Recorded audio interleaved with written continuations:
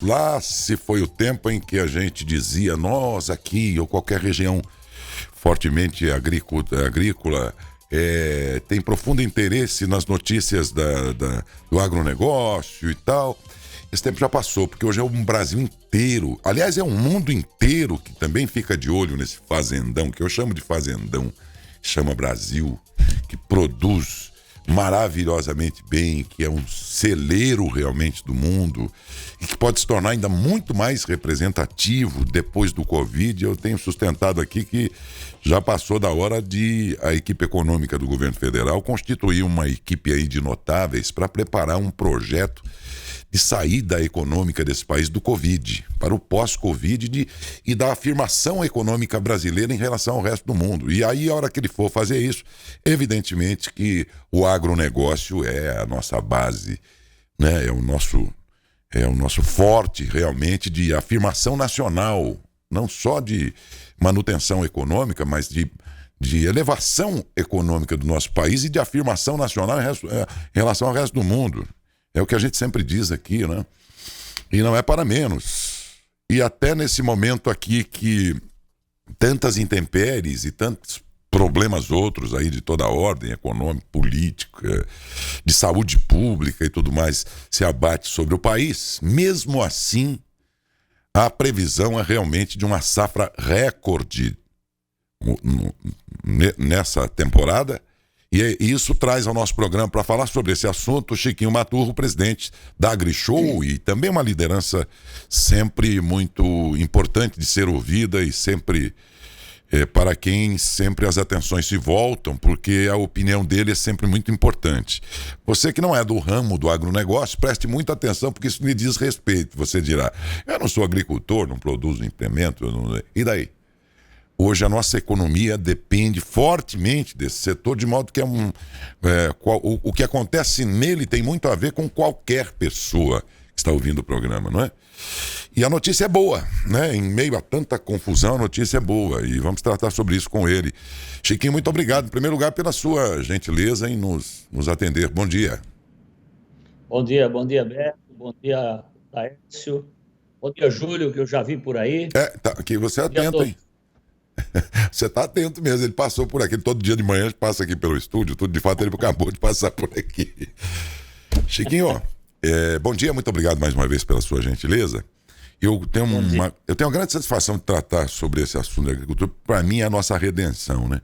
E ao fazê-lo, é uma grande satisfação tratar isso com você, que é uma pessoa cuja opinião é sempre muito... É interessante, lógico, né?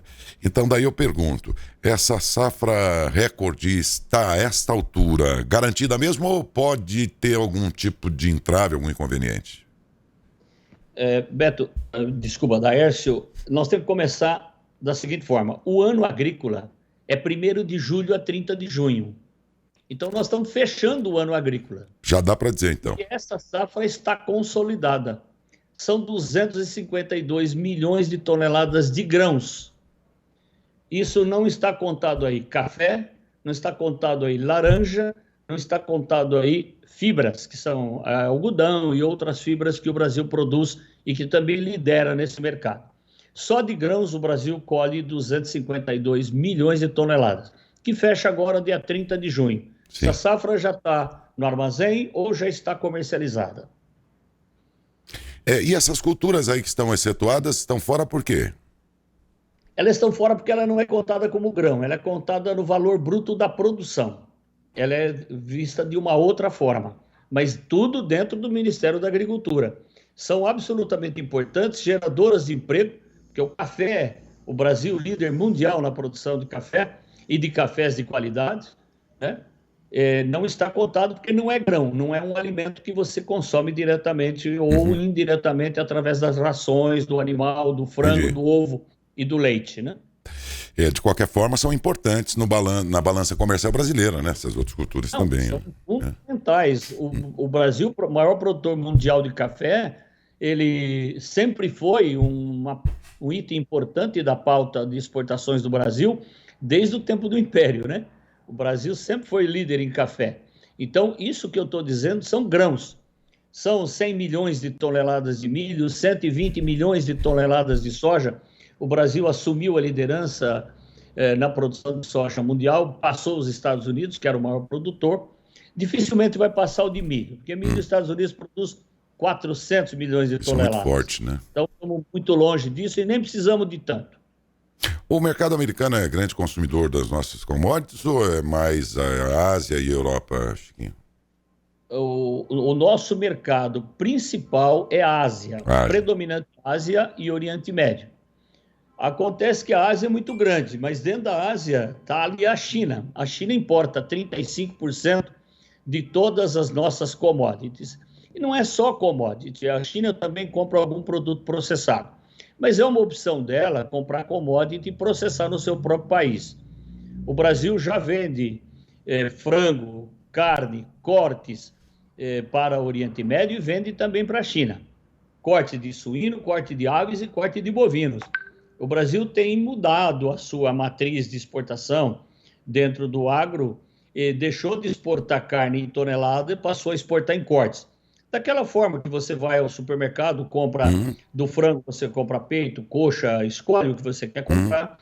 O Brasil já exporta cortes de suínos e de bovinos. Isso agrega valor? Quando você exporta uma carcaça toda, né? Isso agrega valor, eu imagino.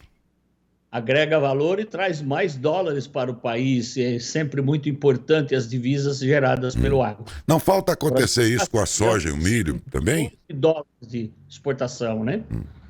Só do agro. Não falta acontecer o mesmo, agregar valor, processar, por exemplo, a nossa soja, o nosso milho, esses que a gente manda integral para lá, manda em forma de grãos. Não está na hora de a gente agregar valor a essa grande produção agrícola, não, Chiquinho? Já se agrega muito valor.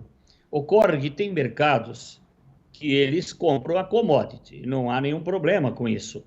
Não há nenhum problema, porque dentro da commodity também gera recursos, gera coisas para o Brasil. O grande desafio é fazer os países comprarem com os valores agregados. Você pega o Oriente Médio, que é um país, são países que o Brasil está desenvolvendo esse mercado. Esses países não têm condição de produzir nenhum tipo de grão, porque estão no deserto ou no semiárido, e esses compram produto processado. Isso é importante para o Brasil, porque gera emprego aqui, gera indústria aqui, gera impostos aqui. Onde se instala uma indústria de processamento de carnes, processamento de soja, você vê, muda o IDH da região, gera muito mais emprego. O país tem condições, tem indústria do mais alto nível no processamento de cereais e de carnes. Nós passamos uma vida sendo exigidos pelos europeus, pelos Estados Unidos, em condições sanitárias. O Brasil foi muito apertado. Tivemos lá atrás o episódio da carne fraca, e com isso nossos frigoríficos, nossas indústrias de processamento de alimentos tiveram que fazer adequações importantes. O Brasil hoje está no melhor nível do mundo em questões sanitárias. Nós estamos prontos para atender qualquer mercado. Acontece que nós temos aquilo que nós chamamos de barreiras não tarifárias. Eles criam alguma coisa, criam problema com o meio ambiente, eles criam um problema de toda sorte, que é uma forma de proteger os seus agricultores. Também não está errado, Daércio. Você pega a Europa, ela prima pela segurança alimentar, porque essa gente passou por guerras. Eles tinham que segurar o alimento. Então, nós temos essa diferença. Aí é que entra o nosso país. Nós temos uma grande diferença, e você lembrou bem. Quando você lida com nações que passaram por experiências traumáticas de guerras, países europeus, por exemplo, e você compara o nosso aqui, que desta vez tem uma pandemia como uma primeira experiência parecida com aquilo que eles já passaram muitas vezes lá. Isso. E tal, é uma cultura bem diferente nesse sentido. Basta lembrar que aqui no Brasil não temos o hábito da poupança, por exemplo, uma eventualidade, pega todo mundo de calça curta. Lá as pessoas têm esse hábito, porque passaram por uma experiência traumática. Mas, quer dizer que então, o nosso maior freguês é a China. Sim. A China importa 35% de todo o agro brasileiro. Eu digo que isso é muito bom, Daércio, e ao mesmo tempo é um certo perigo. Você tem um cliente só que te compra 35% do que você consegue produzir, é um cliente importantíssimo e ao mesmo tempo perigoso. Se tivermos um problema com a China, nós geramos um excedente internamente que nós não temos nem condição de armazenar. Sim. Então é complicado. É melhor que se diversifique o mercado. Como nós fazemos nas empresas? Você dilui o mercado, o seu risco minimiza também, né? Eu vi esses dias decisões lá do presidente Trump voltadas aí fortemente para a produção agrícola deles lá, não é? Já como Sim. um plano aí de saída do coronavírus lá na nação dele, nos Estados Unidos, um fortalecimento do setor do agronegócio. E daí eu queria entrar no assunto brasileiro, até porque daqui a alguns dias então começa a safra 2020-2021. Exatamente. E ela estabelece alguma forma de incentivo ao setor agrícola, assim como o governo americano faz com seus produtores lá? Então, assim, o Brasil é o país menos subsidiado do mundo. É o menos subsidiado. Porque, em função do que nós já falamos, da questão de segurança alimentar, o que aconteceu? Esses países vieram tratando os seus agricultores com subsídios, para que eles permanecessem no campo produzindo. E continuam com muito problema. Porque a Europa, por exemplo, tem 2% da população na área rural. E 98% está no centro urbano. Então, se você analisar por esse lado, tem 2% para produzir para 100. É muita coisa. O Brasil ainda tem uma situação mais privilegiada. O Brasil hoje, a nível de Brasil, tem 15% na área rural, 85% na área urbana. Diferente de São Paulo. São Paulo tem 95% na área urbana e 5% na área rural. Então já começa uma urbanização muito maior do que nós tivemos na década de 70. O que acontece? Eles vão continuar dando subsídios, criando barreiras não sanitárias para o Brasil. O Brasil, antes de tudo, é uma grande ameaça a todos os mercados, porque o país está no cinturão tropical do globo. Nós podemos produzir 2 vezes ao ano, 3, 4 vezes ao ano, na mesma área, o que não é possível na Europa e Estados Unidos em função de clima. Eles têm neve, que nós não temos, nós não sabemos nem o que é isso. Se sabe lá para o sul do Brasil. Bem, né? Pouco, né? Pouquíssimo. Então, isso não é importante, não pesa na produção, que hoje mudou o eixo, está mais voltado ao centro-oeste do Brasil. Toda a produção nossa é de São Paulo para cima, ou o grosso da produção nossa, né? Eu disse outro dia aqui sobre isso, que a China é o nosso maior e melhor cliente, nosso maior comprador, e aí alguém supôs, porque hoje em dia tudo que você fala, sempre tem alguém que tenta levar pelas ideologias e tal. Ele disse, mas é comunista. Eu disse, mas os Estados Unidos é um país democrático e, no entanto, é um grande concorrente nosso. Estou errado, Gil? Olha, Daércio, alimento não tem que ter ideologia, não tem, né? Ideologia, é verdade. Não dá, todo mundo tem fome, o comunista, o não comunista, todo mundo tem fome e todo mundo precisa comer em algum momento. O Brasil é o segundo maior produtor, é o maior exportador de vários itens, suco de laranja, café, soja, é o maior exportador. E o Brasil caminha muito fortemente com as suas indústrias de processamento, agregando valor. E não pode se esquecer de que nós somos 212 milhões de consumidores do Brasil. Então, o próprio Brasil já é um grande mercado para a produção de cereais. Para si próprio. Nós temos o alimento mais barato do mundo na nossa mesa hoje, né? Lembra que quando o Brasil teve dificuldade de colocar o seu suco de laranja lá fora, foi feito todo um trabalho no sentido de reforçar o consumo interno, porque ele já seria quase que suficiente para absorver essa produção brasileira, né? Criar o hábito das pessoas tomar suco de laranja poderia abastecer com a produção o próprio país, né? Eu me lembro disso. O hábito no Brasil, o hábito no mundo não se implanta de um ano para o outro. É cultural na Europa e Estados Unidos o consumo diário de suco de laranja. Nós moramos na maior concentração de fábricas de suco de laranja do planeta e me parece que nós não temos o saudável hábito de consumir suco de laranja, né? Bebemos bastante Coca-Cola, né, Chico? Mas, enfim, esse plano safra, o que ele tem aí antecipado já de garantias ou de boas notícias para pro agro que começa uma nova etapa daqui a alguns dias, Chico? Chiquinho. Dia 1º de julho começa o novo ano agrícola. Então, o Plano Safra foi apresentado agora no último dia 17 pela ministra Tereza Cristina.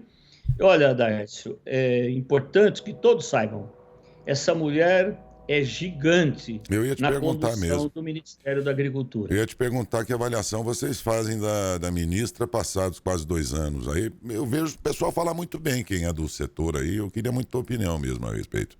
Primeiro, ela é agrônoma. Segundo, ela é produtora rural no Mato Grosso do Sul, né?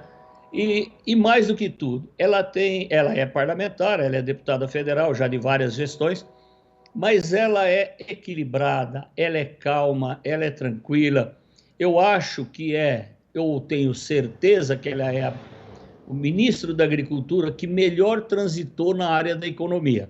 Você sabe que o Ministério da Agricultura não tem seu próprio orçamento, depende do Tesouro Nacional e do Ministério da Economia. Ela e o Paulo Guedes formam uma dupla espetacular. Outra justiça que precisa ser feita e não pode ser esquecida por nada é do ministro Tarcísio da Infraestrutura e Logística.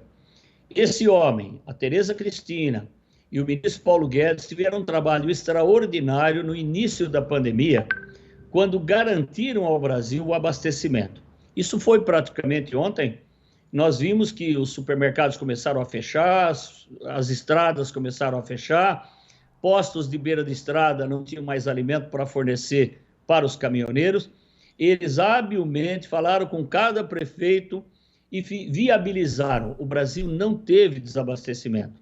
Havia gente correndo em supermercado, estocar o que eventualmente poderia consumir em 30, 40 dias, e de repente descobriu que não precisava, o país continuou abastecido.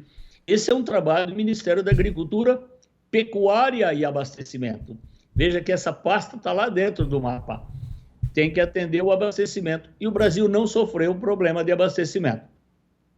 Nós estávamos colhendo e plantando a segunda safra e nada parou. O agro não parou. E isso assegurou abastecimento e assegurou as exportações. Falando do Plano Safra, foi um Plano Safra possível, dentro da atual conjuntura. É um Plano Safra que vai ter algum problema, mas esse problema poderá aparecer em janeiro, fevereiro. Por enquanto, é um bom Plano Safra que foi apresentado, é o que o governo podia fazer, e o governo sempre separa o Plano Safra em 3 partes: comercialização, custeio e investimentos. E para isso foi destinado 236 bilhões de reais para essa safra. Tem que entender, Daércio, é importante que se diga que o governo põe muito pouco dinheiro nisso. O que o governo põe são 10 bilhões de subvenção. É o que custa para o Tesouro Nacional um Plano Safra de 236. Mas por que esse 10 alavanca 236? Que o governo subsidia parte dos juros que são cobrados do agricultor. E separa. Você pega o PRONAF, é Plano Nacional da Agricultura Familiar, que são pequenos agricultores, pequenas propriedades, que têm o privilégio de pagar um juro menor. Aí você pega o PRONAMP, que é o médio produtor rural, que tem uma taxa um pouco mais alta, mas também carregada com o subsídio desses 10 bilhões. E o restante, você pega a Moderfrota, que pega diretamente todas as nossas indústrias aqui do município e região, esse é 7,5% de juro, hoje contra uma Selic de 2,25%. É isso que eu ia te perguntar. É isso que eu ia te perguntar, Chico. Se essas taxas foram estabelecidas, e muito provavelmente antes da última reunião lá do Copom, e tendo eles esses dias resolvido uma redução de 0,75, baixando a níveis jamais imaginados de 2,25, aí eu vejo aqui o setor pagando, ainda que pareça pouco, 3, 4, 5, 6, 7... Essa taxa Selic está funcionando para quem, afinal de contas, se a gente não encontra esses 2,2 aí? 2,25. Isso, sinceridade, seria uma conversa melhor com um bom economista, que não é meu caso. Mas a taxa Selic, ela é referencial e ela só serve para a dívida pública. O governo, rebaixando a Selic, ele consegue reduzir a dívida pública e gerar recurso para abater a dívida pública. Ela não serve para muita coisa mais, mas para o país é a melhor taxa Selic da história. Nós já tivemos no passado taxa Selic de 14,25 e um juro de agrícola de 7, de 6. Quer dizer, hoje está completamente descasado. Vamos dizer também, por outro lado, que o grande produtor rural, ele tem outros mecanismos de financiar sua safra. Ele não precisa totalmente do governo. Porque para se produzir uma safra no Brasil, custa 420, 450 bilhões de reais. Esse é o capital de giro necessário. E o governo disponibiliza a alavanca 236. Você tem que saber que há um descasamento aí de valores. Quando há esse descasamento de valores, onde é que está a diferença? Está no recurso próprio que o produtor pode pôr, ele está naquele que eles chamam de barter, que é troca de mercadorias, de insumos agrícolas, de defensivos, de fertilizantes, com os grãos que ele produz. E tem também os grandes produtores que fazem a comercialização do seu produto através de hedge. Ele trava no mercado internacional e vai produzir. Tanto que grande parte da safra que nós vamos plantar em agosto, setembro, outubro, já está comercializada. Então, está comercializada por quem? Pelas tradings, que financiam o produtor, e está financiado muitas vezes pelo próprio produtor. Ele faz um hedge, trava lá fora, produz o grão e entrega. Então, tem uma safra que custa 420, 450 bilhões, você vê que 236 é possível. E a tendência é uma tendência de diminuir mesmo. E para juros reais, porque numa taxa Selic de 2,25, os bancos privados podem até oferecer mais vantagem que o crédito oficial. Ok. Isso é importante do Brasil. Nós estamos conversando com o Chiquinho Matu, presidente da AgriShow, a maior feira de agronegócios da América Latina. E falando ainda sobre a safra 2020-2021, começa agora, daqui a alguns dias, dia 1º de julho, e aí por 2 anos o setor vai atuar na esperança de novos recordes, que é o que tem acontecido sucessivamente. Quais são os setores que nesse plano safra aí têm sido contemplados mais entre as culturas aí, pesqueiro, agrícola, a questão da sustentabilidade, a questão da irrigação também, tudo isso está contemplado na próxima safra, Chiquinho? Olha, a irrigação e armazenagem, o Brasil tem déficit gigantesco. Quanto mais você avança na irrigação, quanto mais você avança na capacidade de armazenagem do país, mais seguro é o negócio. Então, você pega a Moderinfra, que é o que financia a irrigação. O juro é de 6% ao ano.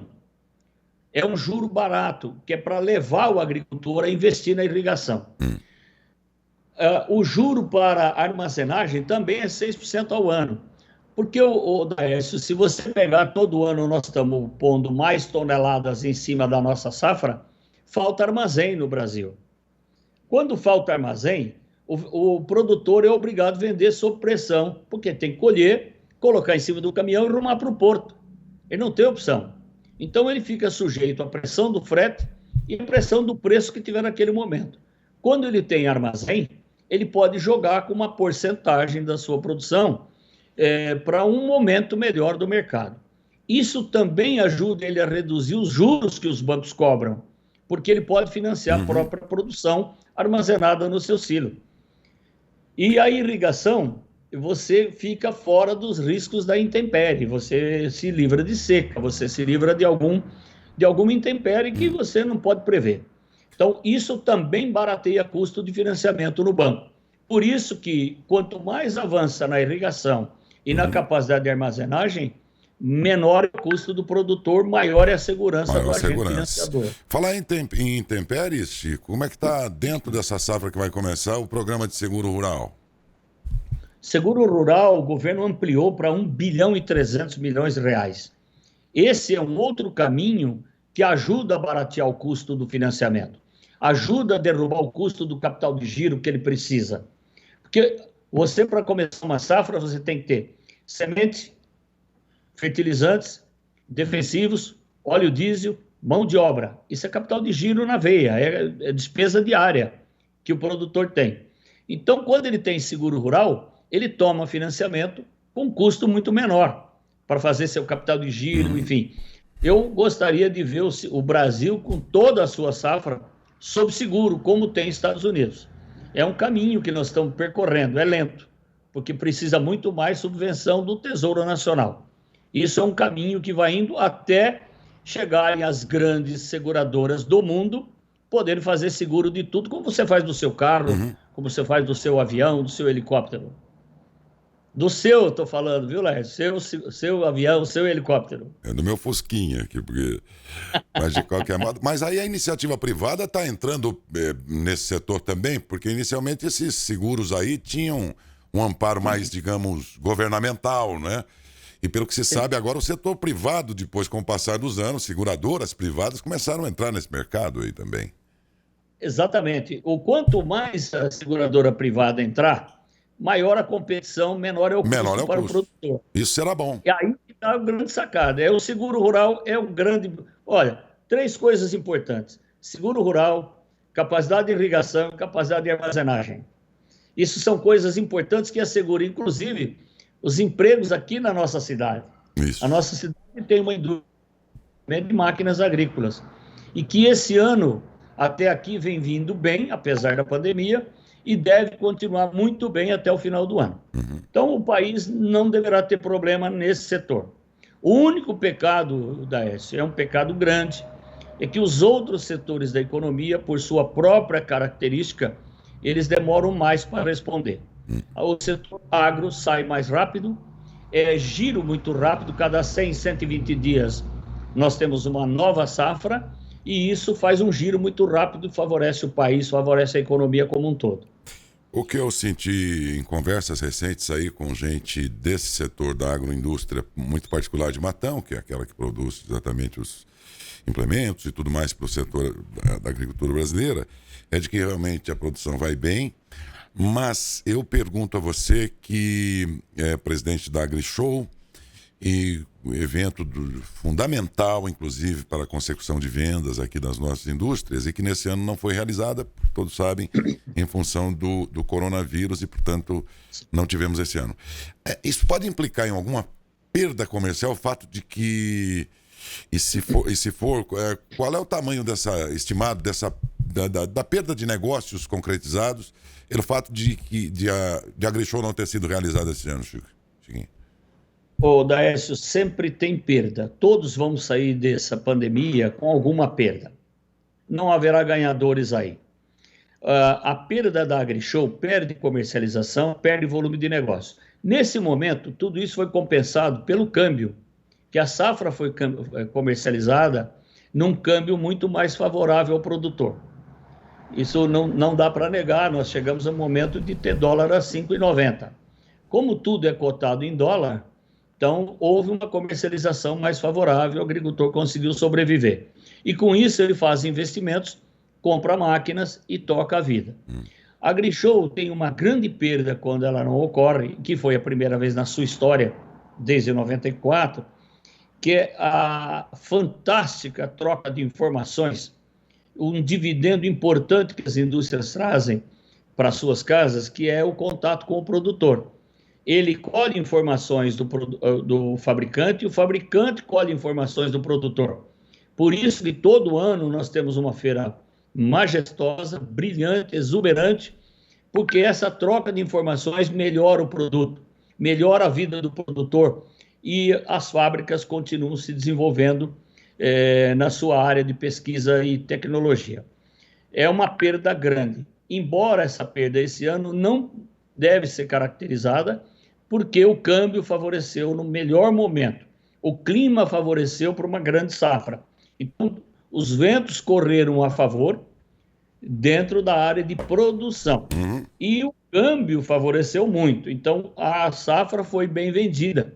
Então, isso gerou recurso para o país e gerou recurso para o produtor, que continua investindo. Eu acho que nós vamos ter um grande ano ainda. Finalmente. Apesar da pandemia. Desculpe, pode concluir, desculpe, Chiquinho. Finalmente, já que você está falando aí em moedas e tudo, eu me lembrei aqui do dólar, que teve essas oscilações, um aumento bastante vertiginoso aí em pouco tempo e tudo. E o setor agrícola certamente deve contabilizar ganhos e perdas, eu fico imaginando, porque se por um lado ela pode ganhar com esse dólar alto na medida em que ela vende para fora, eu fiquei pensando também nos insumos e custos que são dolarizados também aqui dentro e que, portanto, tem como base a mesma moeda cujo valor explodiu aí nos últimos tempos. Nós mais ganhamos ou mais perdemos com esse dólar alto, Chiquinho? Isso vai ser contabilizado, Daércio, na próxima safra. Que você sabe que 78% dos fertilizantes no Brasil são importados. Todas as moléculas para a produção de defensivos são importados. Então, haverá um reflexo grande para o plantio da próxima safra, que oficialmente começa em 1º de julho, mas o plantio começa no momento das primeiras chuvas, que final de agosto, começo de setembro, dependendo da região, começa a se plantar. Então, o impacto do dólar deve refletir na próxima safra e não nessa aqui. Essa safra que nós vamos começar a colher em janeiro, fevereiro do ano que vem, de 2021. O impacto poderá ser grande ali, a não ser também que o produtor já tenha travado as suas compras lá atrás, tenha feito um hedge para poder travar suas compras. É possível que isso tenha acontecido com uma parte do Brasil. Toda não. Definitivamente não. Então haverá um impacto sim. Haverá perda sim. E se o câmbio, você estabiliza a economia, que deve caminhar nessa direção, o agricultor terá alguma perda na próxima safra. Perfeito. Eu agradeço muito a vocês, que a tua opinião sempre é muito abalizada para quem é do setor e ela vem de um modo muito simples, fácil de ser entendido pelas pessoas comuns, porque muita gente que ouve as matérias assim pode pensar, o que eu tenho com isso? Lá que o Chiquinho está falando de safra, eu não planto um pé de soja, por que eu tenho... Bom, na verdade, isso se espalha para a economia nacional de um jeito, hoje, a importância do agronegócio, e muito particularmente para nós aqui de Matão, que temos agricultura e agroindústria importante, forte, né? Sim. Não tem tudo a ver com todo e qualquer, por exemplo, matonense, né? O bom desempenho da agricultura. Tem tudo a ver com todos nós aqui. O Chiquinho é uma referência, a opinião dele é sempre acompanhada em silêncio, total atenção, porque é uma referência importante, uma opinião importantíssima e nem sempre nem sempre é tão fácil assim tê-lo com a gente. Então, pela oportunidade que você nos concedeu, eu sou muito agradecido, Chiquinho. Deus lhe abençoe, cuidado aí, né? Juízo aí também, porque ele não para. Um cara ativo como você, assim, nesse tempo de pandemia, sofre dobrado, né? Sofre triplicado, viu, Décio? Que eu nunca parei tanto tempo na minha casa em toda a minha vida. Mas tem sido uma experiência também importante, porque a gente começa a desenvolver outras coisas. Por exemplo, essa entrevista que nós estamos fazendo, que eu deveria estar no estúdio, eu estou aqui em casa, e as ferramentas novas que já existiam e que aquilo que ia levar 3, 4 anos para acontecer, nós conseguimos fazer em 2, 3 semanas e poder fazer tudo aqui via computador, ou quase tudo, né? Na saída da pandemia, nós teremos um novo Brasil, e um novo normal, como estão dizendo, e nós vamos ter que combinar as reuniões presenciais com as virtuais para tirar disso o melhor proveito. Eu acho que a gente vai ter que conciliar essas duas coisas. Isso, se me permite, claro. Eu gostaria de deixar um registro aqui. Sim. Muito se fala de que o Brasil não preserva, isso é também uma barreira não sanitária,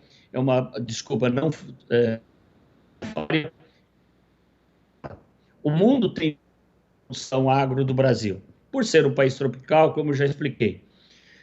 Lembra que o Brasil, o produtor, tanto da pecuária como da agricultura, é um agroambientalista, porque ele é obrigado por lei a preservar 20% das suas terras em matas ciliares, em a área de preservação permanente, reserva legal.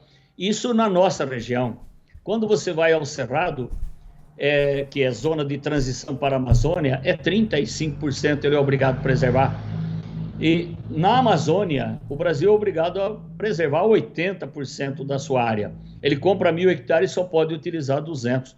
O Brasil tem o Código Florestal mais perfeito do mundo e o agricultor brasileiro hoje não cumpre o Código Florestal por lei.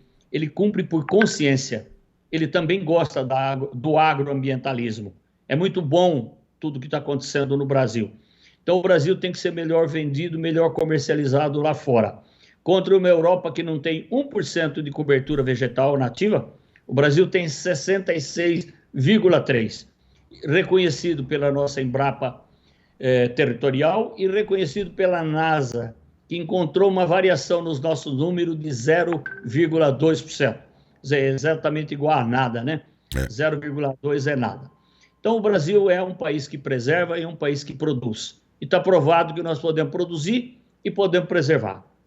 É isso, tomar muito cuidado com notícias, porque o fake news não é coisa nova, não. Fake news é coisa velha.